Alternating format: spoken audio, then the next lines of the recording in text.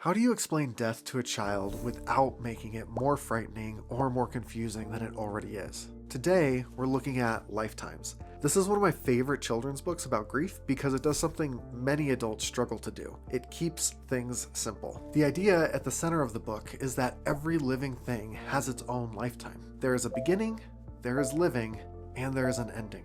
That's a hard truth for adults, let alone for children. But this book handles it with a kind of calm that I really appreciate. It does not induce panic or get overly abstract. It just tells the truth. And when children are grieving or confused, that matters a lot. A lot of adults get nervous around death. We want to soften it or protect children from the pain of loss. So we reach for phrases like, they went to a better place, or they went to sleep. The problem is these phrases can leave children feeling even more confused. This book gives them something steadier. It's not a cold or harsh explanation, but it also doesn't back away from the hard discussion. And children usually do better with clear, honest truth than with vague, kind of comforting language that makes the world harder to understand. If you're a parent, I think this book is especially helpful because it gives you a path into one of the hardest conversations you may ever have with your child. It helps you stay honest without sounding clinical, and tender without becoming too vague. I also like how flexible the content is. This works for the death of a pet,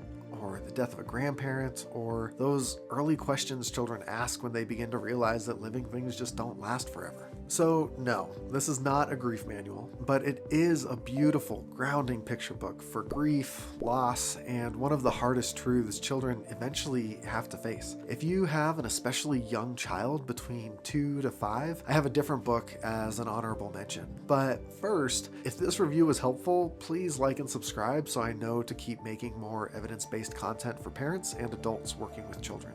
That honorable mention is a book called Something Very Sad Happened, and you can watch my review of it here. If you're interested in purchasing Lifetimes, which I highly recommend, I have an affiliate link in the description below. And finally, if you've had to explain death to a child, I'd love to hear how it went and what came up. Until next time, let's all practice more understanding and less shame.